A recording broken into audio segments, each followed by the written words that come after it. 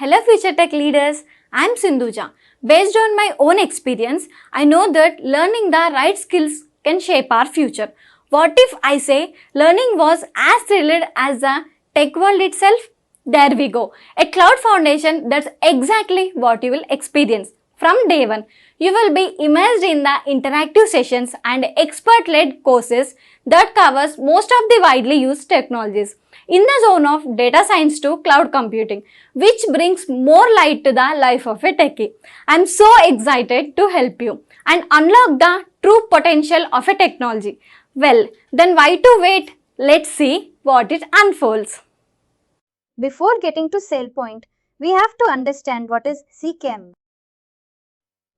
Our fundamentals, our foundation should be very clear. If you know all the HIME process, then it would be very easy to understand Sailpoint. Knowingly or unknowingly, each and every one of you would have gone through this SIAM process. Can any one of you explain what is EAM? SIM. It will be managing the user identities or roles permission. It will control the access to the sensitive data or sensitive information.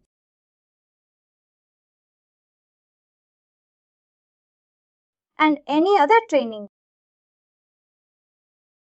From user onboarding to onboarding throughout the process. Correct. I would say that's one of the process user onboarding.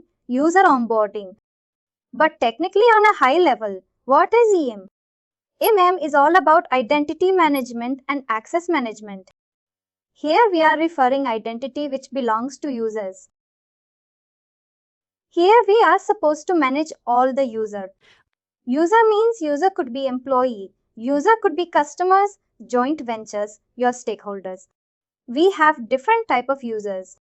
For all of them we will consider as user. And we have to ensure all of their access needs to be managed. That's why we require EM, which means EM is all about identity management and their access management. When we are talking about KM, we have a lot of event process which we need to manage. Like let's say you are offer letter, you are about to join an organization. The moment HR is going to approach you, the employee onboarding process will start right. You are supposed to provide all the required information, including your personal data, personal information to HR. From that point onwards, your process will get started. Then what will happen? Your identity will be your ID will be created. You will get the corporate asset. Then you need credential to access your laptop. Once you are able to successfully log in, then first thing you are going to try to access your Outlook. Then you may try to schedule a meeting. You will try to check HR payroll application access. All other stuff you are going to check. Here you have to understand one thing. Your employee onboarding process started. From organization point of view, they are supposed to provide a lot of application access that in order to complete all the employee onboarding process smoothly. And moreover, you need many application access in order to perform your day-to-day activities. That's where we need to ensure employee onboarding process needs to be managed, which comes under identity management. And whatever application access we are going to provide according to their roles and responsibility, that comes under access management. Employee onboarding process is done. Then user obviously is going to start work on a daily basis. Another process is we have to ensure I'm talking about organization point of view now. Each and every organization, they have to ensure whether user is having right set of access or not. Let's say if any user is having any unwanted access or not raised access. We are not sure. It could have been added manually. I mean purposefully or by mistakenly. It would have been added. We have to ensure those unwanted or unauthorized access. It needs to be removed immediately that we can ensure there is no issue from the user point of view. User is having all the required access according to their roles and responsibility. We have to ensure that comes under governance activity. I would say employee onboarding is one of the process. Then governance is another process where we have to ensure users should have all the required application access. Then obviously user may join from one department or another department. Again, we need to ensure the existing access needs to be removed. The new application access needs to be granted. And we have to enforce a lot of security policies that we can limit, control, prevent all the user access. Let's say you are a developer. As a developer, one identity will be created for you. We have a restriction. We have a limitation. If user is a developer, then they should have some limited application access. Like you should have access on developer environment. You are not supposed to have access on production environment. Then how this IAM will help us to control, prevent. Knowingly or unknowingly, you are trying to get production environment access as a developer. What will happen? How we are going to handle this scenario, which comes under policy implementation. Employee onboarding is one of the process. Then access management. Then governance activity. Compliance. Then let's say if user is going to leave an organization, then what will happen? Obviously, we have to ensure all of this access. Existing access needs to be removed. That we can ensure user cannot log in, user cannot access those applications. We can prevent the critical data. A lot of things we have to ensure. These are the process we are supposed to manage with the help of IAM.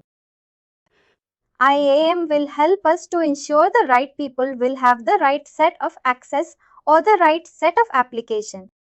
And all these access provision deprivation needs to be managed on time in a timely manner. That's very important. I would say let's explore identity and access management in more depth with real-world example that you can understand its importance and functionality. And let me repeat once again. Each one of you would have gone through this IAM process. Try to relate everything from your end. Imagine IAM is like the, I would say, bouncer or security guard of the large secure building. You can imagine your office premises. IAM will ensure, your security guard or bouncer will ensure only authorized individual can access your office premises. Based on the rules and responsibility. Imagine whenever you are going to enter your office. Obviously, your ID card will be verified. Now, similarly, IAM will ensure only a right person can access the system. Just like showing your ID card at the entrance of your office, IAM will verify your identity, will be verified that you can access the system. You can access corporate laptop or machine. Here, my question is using which parameter IAM will verify? Can any one of you answer? IAM has to verify all the individual whenever they are trying to access corporate system. Using which parameter IAM will verify? Their implement ID and password.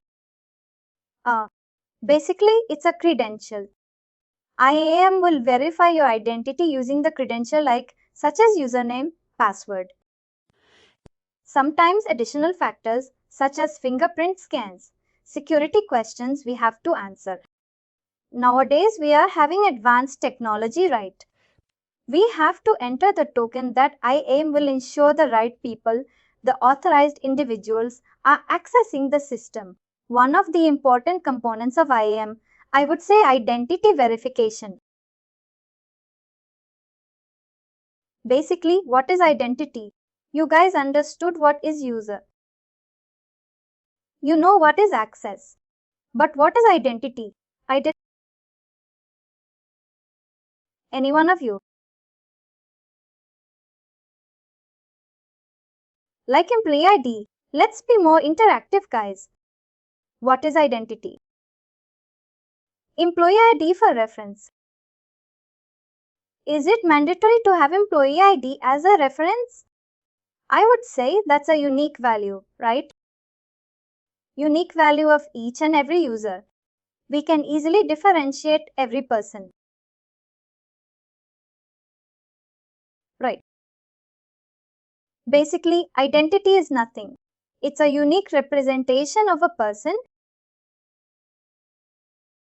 In Sailpoint, if we are talking about any IAM solution, IAM product, each every user will have one digital identity. That's the core objective of IAM. Are we supposed to manage only user and user related data? Are we? All the entertainment roles also. That comes under access permission, access management, right? We are supposed to manage user account. There is no doubt. Similarly, we are supposed to manage system account as well. Because user account belongs to one of these specific person. But system account belongs to non-humans. We are supposed to manage those system account as well. And let me repeat once again. The core objective of IAM is whether they are a user or whether they are a person or non-person. For each and every user, non-human one, digital identity has to be created. That's what identity. And it's a unique representation of a person device. You can name it as you want because we are supposed to manage user related information as well as devices also. We are supposed to manage server and all other stuff. You understood? Identity verification is one of the core components of IAM. Now your identity got verified. Obviously, you can access all other applications. Then what is access management?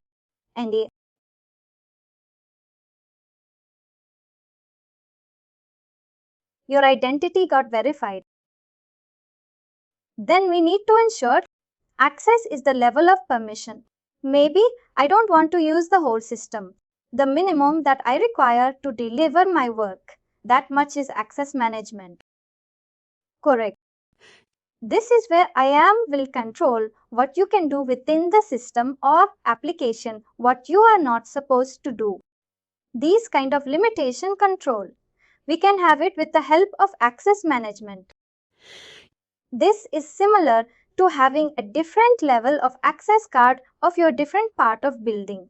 Maybe your access card will allow you to access meeting room, ODC, cafeteria and all. But you cannot access your manager. You cannot access your managed room or some specific server room. These kind of access control we can implement using IAM as well. If you want to deep dive into this access management, let's consider we have a hospital environment where obviously doctors, nurses, admin people, finance team and the different working in a hospital environment and all they need access to different applications. Assume doctor will have a specific application called A and in that A application we will have all the patient records and their treatment plan. And we have an application called B where all the patient vitals will be stored and all the nurse staff should have. Doctors should have access to application A. IAM will ensure doctors should have access to application A and nurses should have access to application B. Doctors cannot have access on application B. These kind of user limitation, the permission can be granted according to their roles and responsibility. That's all about access management. And that's second core component of IAM, I would say. Identity verification is very important. Then access management. Then what is authorization and permission? IAM will assign all the permission based on their roles and responsibility. Or else we can have predefined rules and roles also. And it will determine whether you can view the application, view the data, or you can create the data, you can edit the data, you can delete the data or delete all the information within the application. Are you able to access or not? These kind of things which comes under authorization. And if you want to authorize this application, you need a permission. Again, these things will be managed using IAM. Or else, because in IAM, obviously we have to implement all the major sectors such as banking, healthcare sector and everywhere. If you want to compare with the banking sector, obviously, let's take an example. We have a bank called ABC where obviously each and every customer will have an online banking system. When it comes to banking environment, obviously we'll have customers and we'll have bank employees. We have two type of users, let's say, and we have to manage a lot of data. We have decided to implement IAM and we have done it. That IAM will ensure customer can only view their own account details. They can view their balance, everything. And they can initiate the transaction within their authorized limit. Maybe let's say first 24 hours, they cannot initiate more than 10,000 bucks. We have some limitation. On the other end, bank employees, they can manage all other bank customer details, their account balance. And they have permission to approve all the transaction also. Because they have some additional permission compared to banking customer. These kind of permission can be managed effectively with the help of IAM. Identity verification, access management, authorization and permission. These are very important. I would say core component of IAM. And similarly, any idea about audit and compliance? Why do we need that? Audit and compliance is to some authorized accesses. I don't need that access, but I gain that access. In the audit, it will verify that you know. Let's say we have nurses. We were talking about different type of users, right? Let's say bank customers and bank employees. One of the banking customer got some additional permission. Because of that, he is able to access some. He is able to view all other banking customer. Some kind of transaction he can initiate from his end. There is no limitation. There is no restriction. In such scenarios, if you are going to perform any auditing and auditing comes and asking how come this customer got this additional permission, we should have enough evidence to show this is why the access has been given to the banking customer, bank customer. If we don't have IAM, it would be very difficult to maintain all the information. But let's say if we implemented IAM will maintain all the logs of whatever transaction, whatever modification has been done in the system. We can easily check who accessed this particular application or what type of information they have retrieved, they have access, at what time and what was the business justification they have given to access this information. These kind of data we can maintain in the form of logs. It will be very helpful for all the organization to comply with regulations. You might have heard GDPR, IPA. These are the regulations. Even I have heard. If we deep dive into this regulation, we are not aware of what they are going to perform. But we know these are the regulations. If I'm not wrong, all the health sector, they have to follow IPA regulation. If you are going to implement IAM and if you are going to maintain all the logs of all the information, we can ensure all the data access is monitored and the data access is controlled. That's very important. Terminologies which you are using under IAM concept. Can you just put it on this board that just we can refer it later if required? We have a separate chapter for that. No worries. I'll provide with the terminology or the terminologies. But are you on a high level? Are you able to understand right? The identity verification authorization permission. You may not aware about the HIPAA GPR. These are the regulations. Even I'm not aware what if you ask me deep. I mean I'm not aware of the concept of this compliance. It will be managed by audit team, not by Sailpoint team.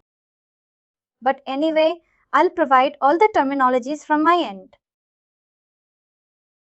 If I'm not wrong, as far as I know, all the financial institutions they must follow.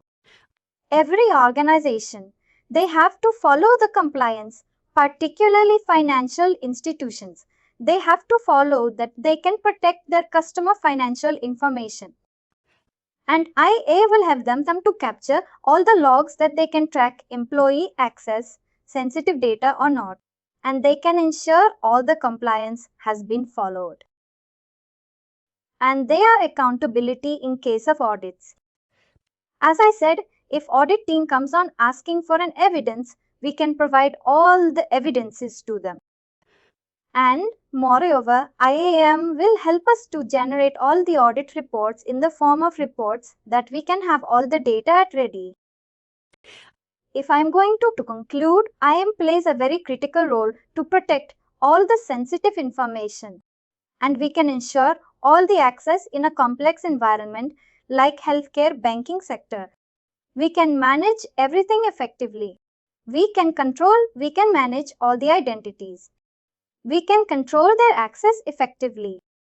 And I would say organization can maintain their confidentiality, their intention.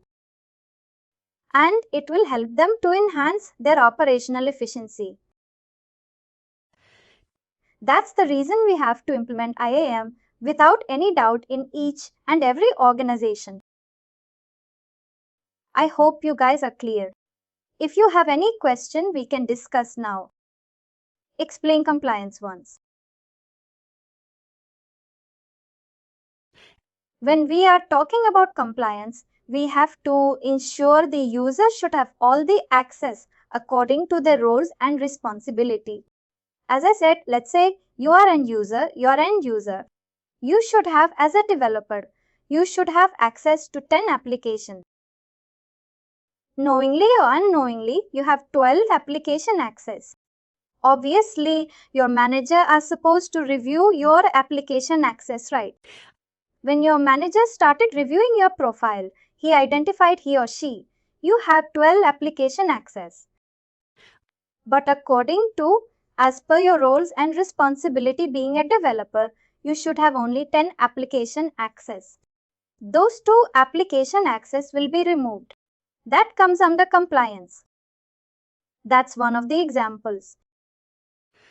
And moreover, if any user is going to join an organization, we have to ensure all of their employee onboarding, which means employee onboarding process has to be automated. If you are going to join tomorrow, then we have to ensure all of the access needs to be given and everything has to be automated. These items will come under compliance. Is that clear? Thank you.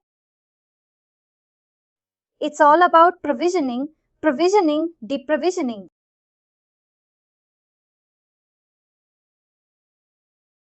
Any other question?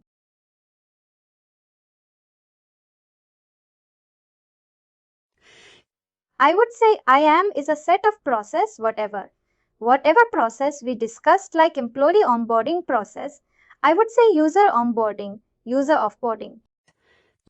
Whenever user is going to leave an organization, we have to ensure all the existing access needs to be removed. If you are not able to remove, at least we have to ensure the account needs to be disabled. That we can be. User cannot access the particular application access. And moreover, we can enforce a lot of security policies according to the requirement.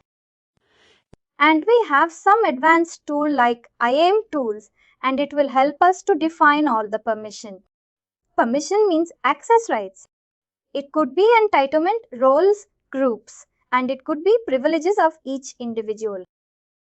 We can manage everything very effectively.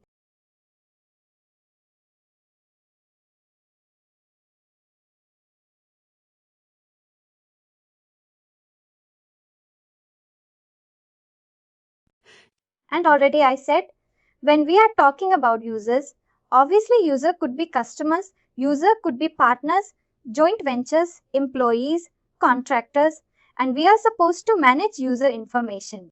Similarly, we have to manage non-human accounts. It could be devices. It could be devices. It could be computer devices such as computers, smartphones, routers, servers, controllers, sensors. We are supposed to manage everything. That is the reason I said the core objective of IAM is each and every item should have one digital identity.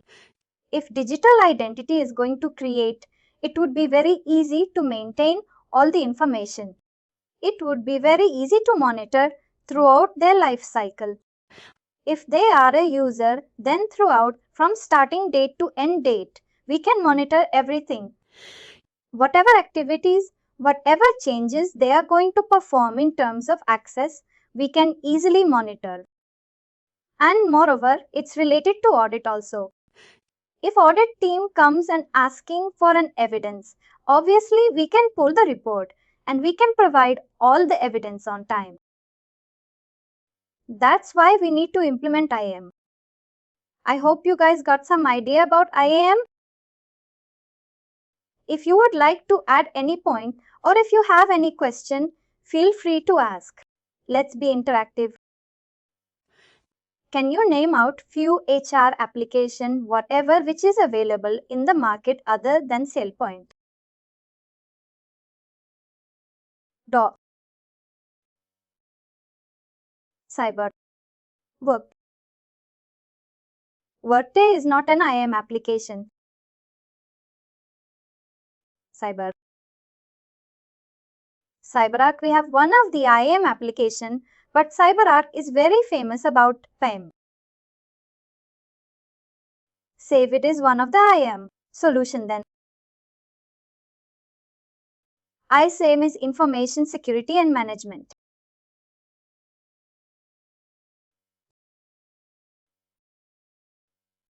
It's not a security. It's not one of the. That's it. What about Oracle Identity Manager? IBM Tivoli Manager. ForgeRock. Savient already said. When we have these many tools, why all the organization are prefer?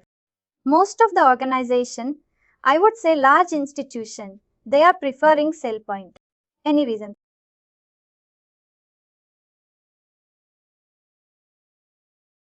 User-friendly. It could be user-friendly tool. Definitely. They should be enhancing the capability. And also there should be robust functionality. And also the technology should be on the latest tech stack, which is highly scalable maybe. Otherwise, most of the companies are cost efficient. If their paying license is high, then there should be definitely reason why Sailpoint is standing out. And additionally, Sailpoint is very famous for customization. And Sailpoint has been the market leader according to Gartner's report in the governance area. Any or no issue? We'll talk about Sailpoint very briefly tomorrow. But you understood right. These many IAM providers are available in the market. CyberArk, IBM, Pink, Federation, ForgeRock, Savient, Okta, then Oracle IDM. Initially, it used to call it as Sun IDM. Then Oracle captured that product. And you understood what are the process we have. One feedback. If you can type certain points, whatever, we discuss that we can take a screenshot or whatever. Because otherwise the screen sharing is like idle. But this one is great. Already have it. Already have added. I don't want to waste time on typing at all. I kept it. And I'll provide these notes also, because if I'm going to type, it will take more time. Got it.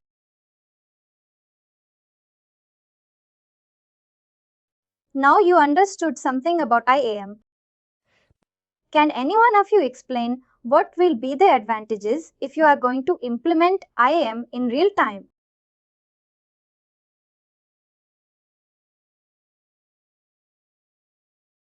Any one of you? If you are going to implement IAM, what are the advantages we can expect?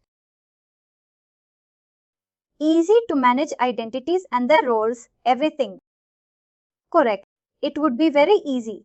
Now let's say you are manager. 5 people are reporting to you. You can easily open all the each and every user's identity. You can open their profile and you can review. This user is having these many applications. These are the access entitlements roles, what they are having. You can easily review. Right. From access review point of view, that would be very beneficial. And I would say IAM, it's like a similar to centralized access control. Each and every user information will be available on a single portal, unified portal. It would be very easy. It will help all the organization to review all the user access. That could be one of the reason I would say. Obviously, IAM would have been improved user experience. Because now we have this IAM concept, IAM solution very effectively, but initially let's say last 2 tickets back. If you need an access for any specific application, you need to submit from different portals. Depending on what access you are looking for, you have to go through several platforms to submit request. Then you have to get the approval email, approvals manually. It needs to be attached into the ticket. Then some dedicated team, or I would say application team, they are responsible to create your account, provide all the access according to the requirement. It's a manual process of providing the access, but it's not the case anymore. Just you can log in into any one of the IAM application and from there you can submit request. From my point of view, from user point of view, I would say obviously all these IAM process would have been improved. The user experience. User experience improve, then governance. From governance point of view, user access can be reviewed other than that. Go ahead. Sorry. The operational efficiency and cost saving too. We can reduce cost also when you want to manage these many processes. It's not possible to depend on a single tool, single application. You have to rely on multiple tools. Let's take an example. If you want to manage this governance activity, which means governance and compliance, you have to depend on one tool. Maybe if you want to manage all the access, permission, all these things, then you have to depend on other application. Got other application or other tool. I would say this user repair process, user onboarding. This will be managed by dedicated team using other applications. We have to depend on many applications, many tools and different teams, different resources, but it's not the case anymore. If you have IAM, everything can be managed effectively with the help of IAM. And as you know, these are the IAM providers, IAM solution which is available in the market. But all these processes cannot be managed. Let's take an example of CyberArk. Using CyberArk, we cannot manage these many processes. Using Ping Federate, we cannot manage these many processes. There are pros and cons in each and every application. As of now, I would say Savient and Sailpoint. Both have these many processes. I mean both have the functionality and feature to manage these many processes.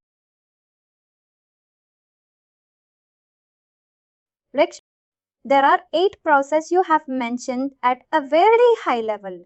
For each of them, can you just give one example? What is that? Because when you say audit and compliance or governance, what does it mean? Just one line example for each of them that you can understand. Let's say we have a dedicated team called a human resource team, HR team. In HR team, we have 50 employees. All are employees, not contractors. Maybe 25 employees, 25 contractors. For each and every user identity will be created. Correct? According to the roles and responsibility, access will be given. Maybe as an HR, they will need access for Workday applications. Some are portal application access, right? We have to ensure if you have any IAM applications, IAM solution which will help them to get all the required application access on time. And we have to ensure their access needs to be reviewed, which comes under governance. Is that clear? And compliance it's all about. We have to ensure if they belongs to HR team, they should not have access on IT support application. Let's take an example. If we have a dedicated couple of IT application, HR team should not have access on IT application. Maybe HR team should not have access on finance application. How do we control these kinds of things? We can control using compliance where we can enforce a lot of policies. Each and every user has to follow that policies. If somebody is going to violate that policies, we can take action immediately. And this IAM application will be notified the respective or appropriate parties immediately. Compliance is all about provisioning, deprovisioning. This access, monitoring and all. Audit is entirely different thing. We have a dedicated audit team. Obviously, they will be looking for an evidence for each and every activity. If they comes and asking, they will provide a list of 50 users. Maybe 25 user belongs to HR team, 25 user belongs to IT team. They will ask how come they got this application access. What kind of changes it's been performed recently. For each and every question, we should provide an evidence. That comes under audit. User onboarding means the same scenario. Let's say you belongs to HR team. You need 5 application access. Once you joined an organization, it will take some time to submit request by your manager, or maybe you can submit request. Then it requires certain level of approval. Then, after a couple of days, you will get the access. But as part of your onboarding process itself, according to your roles and responsibility, we can ensure you will get all the required application access. That comes under user onboarding process. User onboarding will ensure you will get all the required application access as per your roles and responsibility. Then what is user retired process? Can we call it as birth rate access or something where I definitely need a pair of minimum? Exactly. Correct. That comes under birth rate provisioning. We have other times called birth rate provisioning. Then we have user retired process. What does that mean? It's all about user onboarding when user is able to leave an organization.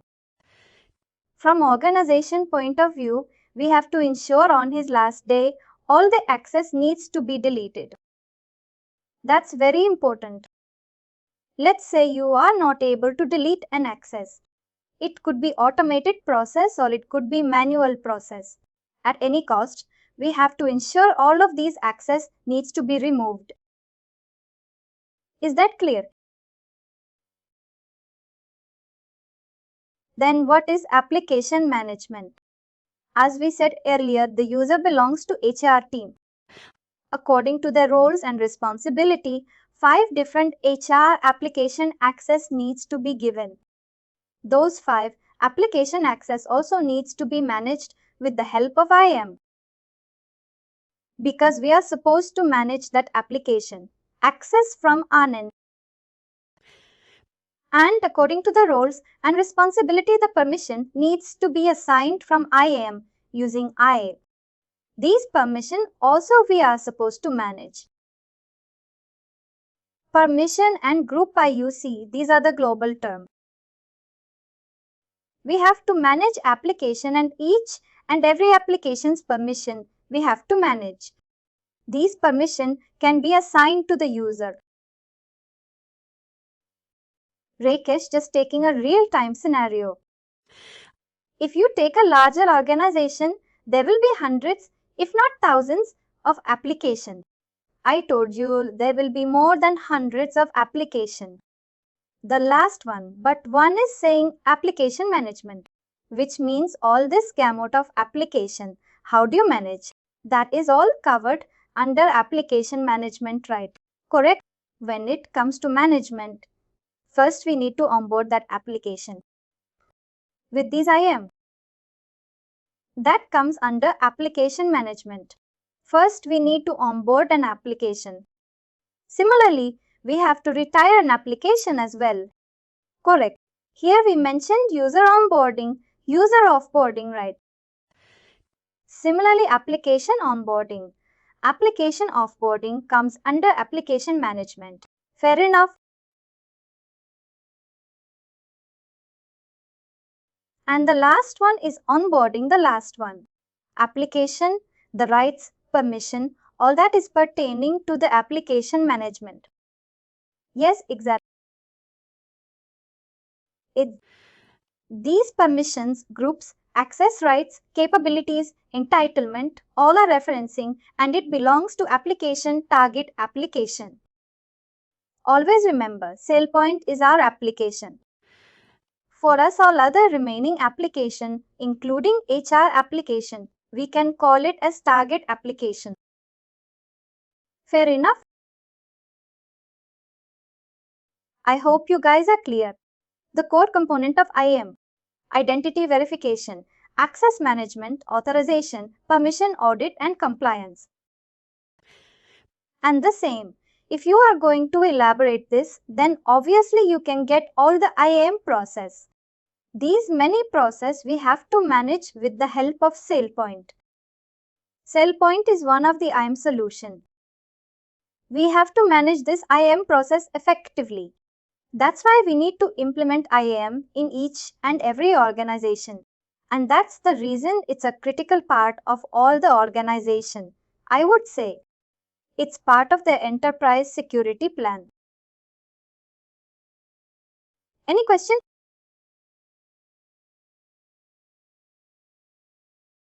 What is the IAM? I guess you said cyber is a PAM tool. I mean, what is the major difference between the IAM and PAM? IAM is all about identity management. PAM is all about privileged access management. In IAM, we have a functionality. We have a module to manage privileged access management as well. But let's say your organization is an IT infrastructure with complex IT environment. Obviously, we are supposed to manage privileged access as well. If you are supposed to manage in a large scale, instead of depending on IAM, we can rely on PAM applications.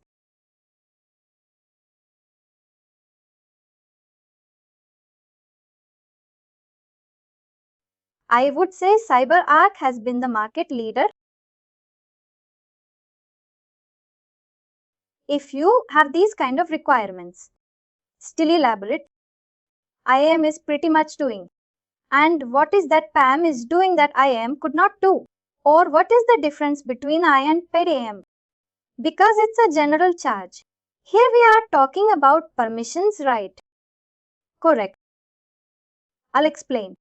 Here we are having access rights. Correct. Access rights permission groups which belongs to application. And we are supposed to manage this. And we are supposed to manage this. But your day-to-day activity, Maybe your organization is looking to manage this very effectively on a larger scale. Instead of depending on IAM, we can depend on PAM applications because it's a privileged access and we are supposed to manage this item. This is the only item we are supposed to manage.